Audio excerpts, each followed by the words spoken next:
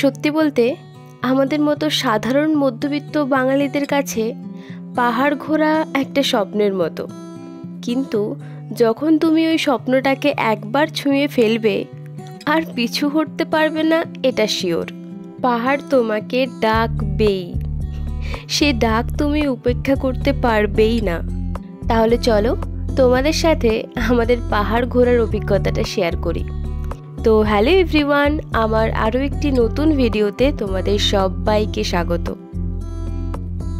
আগের ভিডিওতে বলেছিলাম না, শিলিগুড়ি থেকে আমরা বাইক রেন্টে নিয়ে দার্জিলিংটা ঘুরবো, কিন্তু আমাদের কাছে এই বড় ট্রলিটা থাকার জন্য আমাদেরকে স্কুটিটাই নিতে হলো। আচ্ছা, কত কি খরচ পড়লো অ্যান্ড অল সব কিছুটাই আমি যেতে যেতে বলছি, তার জন্য কিন্তু পুরো ব্লগটা দেখতে হবে। আগের ব্লগটা তো দেখলেন, সেখানে আমি বলেছিলাম যে আমরা শিলিগুড়ি পৌঁছে বাইকওয়ালে ভাইয়ার কাছ থেকে স্কুটিটা নিয়েছি।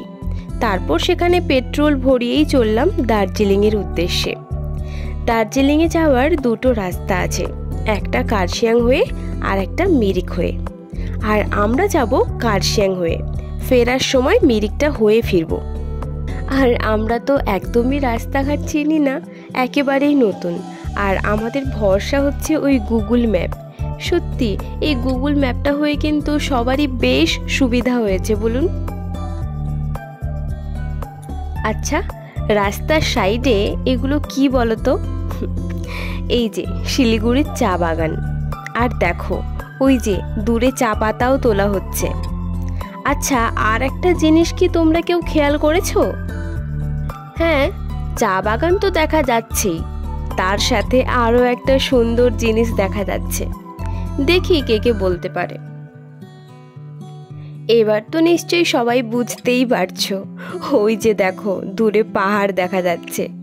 আমি তো মনে হচ্ছে এক্সাইটমেন্টে পাগলই হয়ে যাব। প্রথমত এটাই আমাদের দুজনের প্রথম ঘুরতে যাওয়া, তাও আবার পাহাড়, আর সেটাও আবার বাইকে করে। উফ, কি যে মজা লাগছে তা আমি বলে বোঝাতে পারবো না।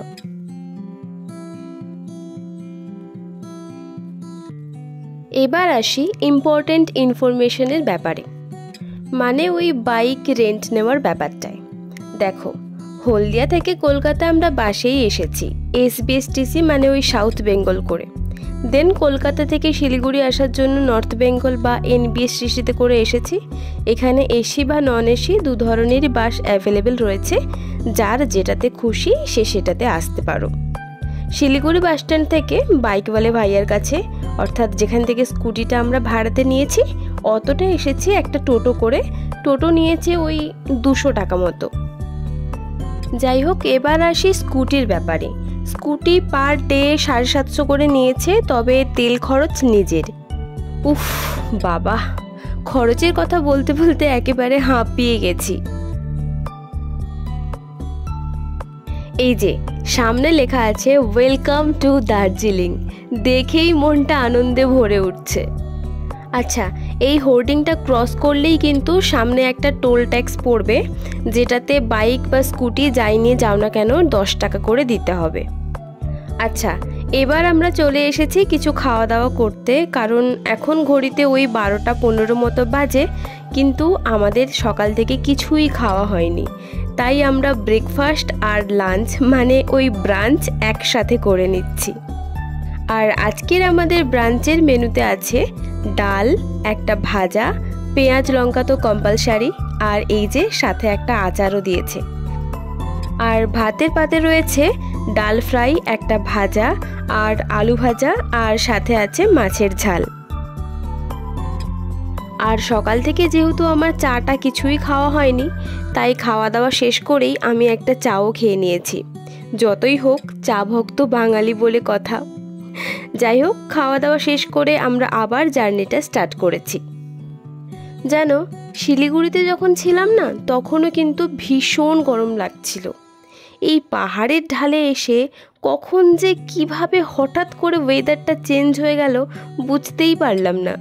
তবে ওয়েদারটা কিন্তু দারুণ, আর আশপাশটা সৌন্দর্য আমি ভাষায় প্রকাশ করতে পারবো না, তোমরা নিজেরাই দেখে নাও।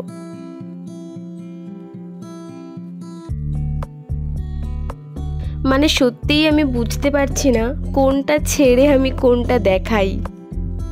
রাস্তায় আস্তে আস্তে প্রচুর ঝর্ণা দেখেছি, তবে এই ঝর্ণাটা অনেকটাই বড় দেখলাম, তাই দাঁড়িয়ে ফটো তুলছিলাম। দাঁড়ান, শব্দটা শোনাই।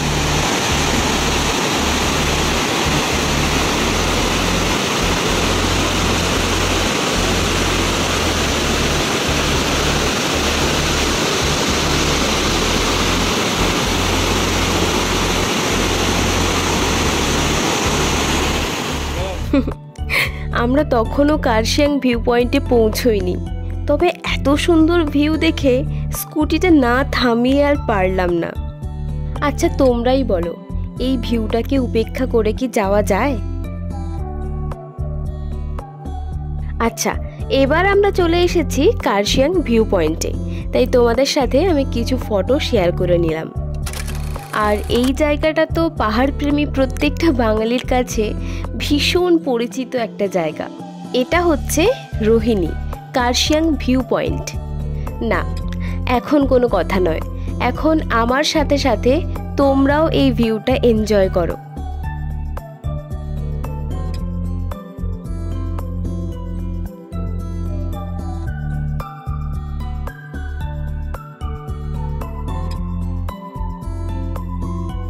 সত্যি বলতে আমাদের মতো সাধারণ মধ্যবিত্ত ফ্যামিলি থেকে বিলং করা মানুষদের কাছে পাহাড় ঘোরা একটা স্বপ্নের মতো। অনেক প্ল্যান, পরিকল্পনা আর বাজেট তো আছেই, কিন্তু সব কিছু ছেড়ে যখন এই ভিউগুলো দেখবে তখন আমি শিওর সবাই ওই বাজেটের কথা ভুলে যাবেই। মানে এর সৌন্দর্য ভাষায় প্রকাশ করার মতো নয়। আচ্ছা, দার্জিলিংয়ে যাওয়ার মেন যে রুটটা সেটা না ওই দিন বন্ধ ছিল, তাই গুগল ম্যাপ ধরেই আমরা শিটংয়ের যে রুটটা হয় সেই রুটের কাছ থেকেই আমরা ব্যাক করেছি। সত্যি বলতে কি জানো, আমরা যদি কাঁচ ঢাকা গাড়িতে করে আসতাম তাহলে হয়তো আশপাশটার এত সুন্দর যে সৌন্দর্য সেটা অতটাও উপলব্ধি করতে পারতাম না। তারপর দেখলাম হঠাৎ করেই ঝিরঝির করে বৃষ্টি পড়তে শুরু করে দিয়েছে। একটু আগেই বৃষ্টি হচ্ছিল, তাই জন্য এখন পুরো মেঘে ঢেকে গেছে আর আমরা প্রায় টপে আছি বললে চলে।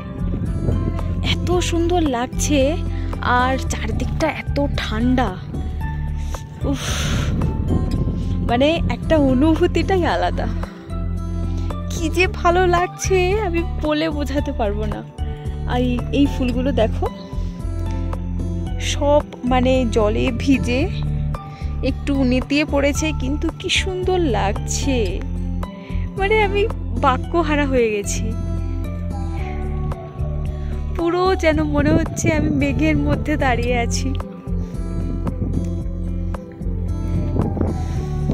ওয়াও ওয়াও, দেখো নিচটা কিছু দেখাই যাচ্ছে না। আমরা কতটা উঁচুতে চলে এসেছি এই পুরো পাহাড়টা ঘুরে ঘুরে ঘুরে ঘুরে, কিন্তু এত মেঘের জন্য নিচে কিছুই দেখা যাচ্ছে না। ওয়াও, খুব সুন্দর, খুব সুন্দর।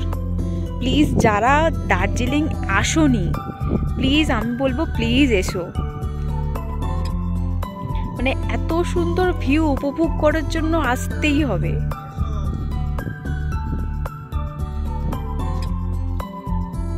ছোট ছোট ফুল হয়ে আছে, কি সুন্দর, কি সুন্দর। আর একটা জায়গাতে সেই জামরুল হয় না গোলাপি রঙের, সেই পিঙ্ক কালারের জামরুলের মতো ফুল ফুটেছিল। আমি তখন ভিডিওটা করতে পারিনি, রাস্তাতে এত জ্যাম ছিল। সেটা যদি আমি কোথাও দেখতে পাই তাহলে অবশ্যই দেখাবো। না, এখানে আর বেশি সময় নষ্ট করা যাবে না, চলো এগোই।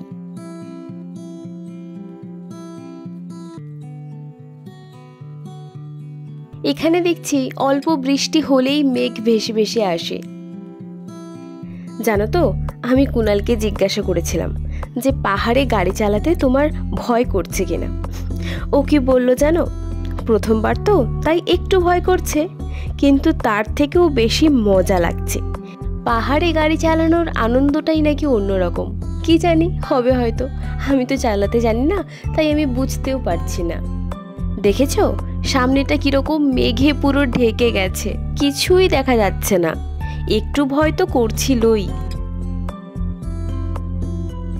যাই হোক, প্রথমবার পাহাড় ঘুরছে, তাও আবার বাইকে করে, একটা অ্যাডভেঞ্চারের মতো। এটা ওরও সারা জীবন মনে থেকে যাবে। এটা একটা অন্যরকম ভালো লাগা, তাই না? তোমরাই বলো। আর এই যে এইখানে জায়গাটা এত সুন্দর, আমি একটা রিলসও বানিয়েছি জানো। দেখো এক্ষুনি দেখাচ্ছিলাম না যে বৃষ্টি মেঘে চারিদিকটা ভরে গেছে, আর এক্ষুনি দেখো কত সুন্দর ঝলমলে রোদ উঠে পড়েছে। সত্যি পাহাড়ে এমনই হয়, হঠাৎ হঠাৎ করেই ওয়েদার চেঞ্জ হয়, এই রোদ তো এই বৃষ্টি। এই জায়গাটা কিন্তু বেশ সুন্দর। তোমাদের কেমন লাগছে ভিডিওতে দেখতে, সেটা কিন্তু আমাকে কমেন্ট করে জানাতে একদম ভুলবে না।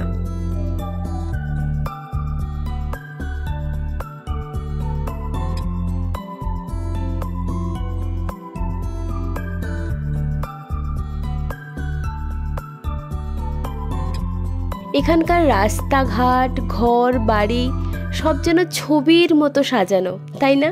কি দারুণ, এ এক অপরূপ দৃশ্য।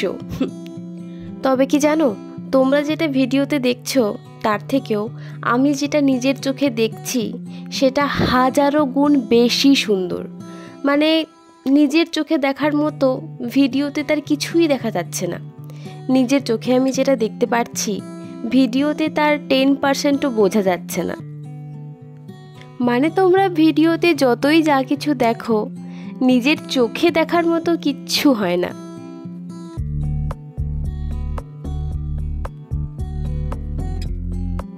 যাই হোক, এখন ঘড়িতে ওই বিকেল 5টা মতো বাজে, আর আমরাও চলে এসেছি হোটেলে। দেখেছো, আমাদের ওই দুপুর 12টা সাড়ে 12টা নাগাদ হোটেলে পৌঁছানোর কথা, কিন্তু ওই সেই ঘুরে ঘুরে যেহেতু রাস্তাটা বন্ধ ছিল, তাই জন্যই ঘুরে ঘুরে হোটেলে পৌঁছতে আমাদের 5টা বেজে গেল।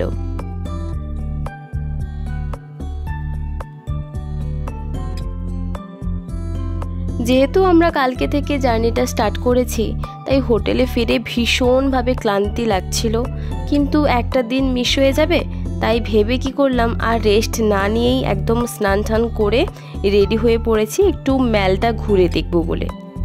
তাছাড়াও কাল ভোর ভোর ওই টাইগার হিলটা দেখব বলে বেরাতে হবে, সেজন্য স্নান টানও করা হবে না, তাই একেবারে শ্যাম্পুটাও করে নিয়েছি। ড্রায়ার দিয়ে একটু চুলটা শুকোনোর চেষ্টা করছিলাম যাতে চুলটা একটু হালকা হয়, কিন্তু কুনাল বলল কি তোমার চুল শুকোতে শুকোতে এখানকার সমস্ত দোকানপাট নাকি বন্ধ হয়ে যাবে। তাই কোনোরকমভাবে চুলে একটা ক্লিপ গুঁজে নিয়েই তড়িঘড়ি করে ছুটলাম ম্যালের উদ্দেশ্যে। আর আমি কতটা বোকা সেটার প্রমাণ তোমরা একটু পরেই আবারও পাবে। পরের ক্লিপিংসটা একটু মন দিয়ে দেখবে, তাহলে তোমরাই বুঝতে পারবে।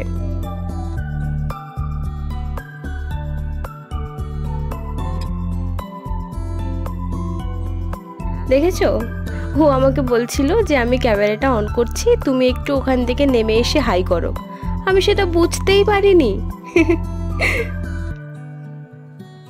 এই যে আমরা দুজনে মিলে বেরিয়ে পড়েছি ম্যাল রোড আর ম্যাল মার্কেটটা একটু ঘুরে দেখব বলে। ঘুরছি তো ঠিক আছে, কিন্তু মনের মধ্যে না একটা টেনশন বেশ খচখচ করছে। সেটা হচ্ছে যেহেতু বৃষ্টি হচ্ছে, তাই ভাবছি কাল যে আমরা ভোর ভোর বেরোবো কাঞ্চনজঙ্ঘাটাকে দেখার জন্য, সেটা কি আদৌ আমরা দেখতে পাবো? যাই হোক, নিচে শুধু একবার দেখো কি সুন্দর লাগছে। তারপর আমরা ম্যাল মার্কেট থেকে বাড়ির সবার জন্য কিছু জিনিসপত্র কিনলাম। আর জানো তো, ম্যাল রোডের ওই দোকানগুলোতে জিনিসপত্রের কি দাম, হাত দেওয়াই যাচ্ছে না। তাই আমরা শুধুমাত্র দেখে দেখেই চলে এসেছি।